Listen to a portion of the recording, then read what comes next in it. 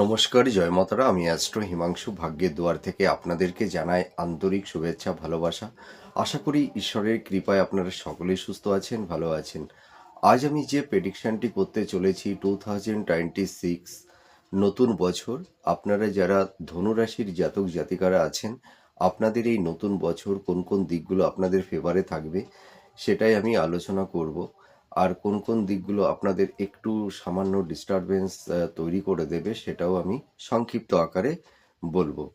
তো আপনারা যারা ধনুরাশির জাতক জাতিকারা আছেন, আপনাদের রাশির অধিপতি দেবগুরু বৃহস্পতি বছরের প্রথম দিকে কিন্তু মার্গী গতিতে অবস্থান করে থাকবে। তো দেবগুরু বৃহস্পতি কিন্তু আপনাদের জীবনে একটা ভাগ্যের পরিবর্তন এনে দেবে। আপনারা যারা ধরুন যারা কম্পিটিটর আছেন, চাকরি বাকরির চেষ্টা করছেন, আপনারা দেখবেন এই নতুন বছর আপনাদের কর্মপ্রাপ্তি লাভ হবে এবং আপনাদের ফিনান্সের জায়গাটি দেখবেন এবছর অনেকটাই এনহান্সটা করতে পারবেন। আমি এটা দায়িত্ব নিয়ে বলতে পারি। আর যারা শিক্ষার্থী বিদ্যার্থী তোমরা যারা আছো, তোমাদের কিন্তু এডুকেশনের জায়গাটি এবার খুব ভালো হবে। তোমাদের দেখবে পড়াশোনার মানে জায়গাটিতে মানে মানে কনসেন্ট্রেশনটা তোমাদের খুব ভালো হবে।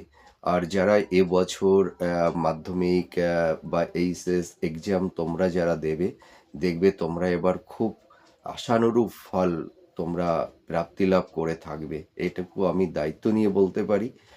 আর ইনহেরিটেন্সদের ক্ষেত্রে আপনারা হয়তো উত্তরাধিকার সূত্র থেকে বা স্থাবর ভূ সম্পত্তি আপনারা কিন্তু প্রাপ্তি লাভ মানে করবেন। আমি একদম 100% এটা বলতে চলেছি আপনাদেরকে। যাদের মেটাল বাচ্চারটা ভালো স্ট্রং আছে, দেখবেন আপনারা এই বছরে ইনহেরিটেন্সের ক্ষেত্রের দিক থেকে আপনারা কিছু প্রাপ্তি লাভ মানে করতে পারবেন।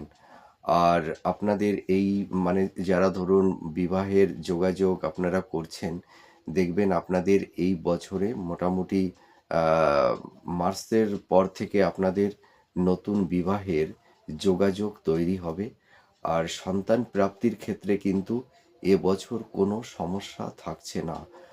আর আরেকটা কথা বলবো যে আপনারা এই সময় মানে মনের যে কথা আছে, যে প্ল্যানিংটা, আপনারা কাউকে বিশ্বাস করে বলতে যাবেন না। আপনাদের পাশে কিছু গুপ্ত শত্রু তৈরি হতে পারে।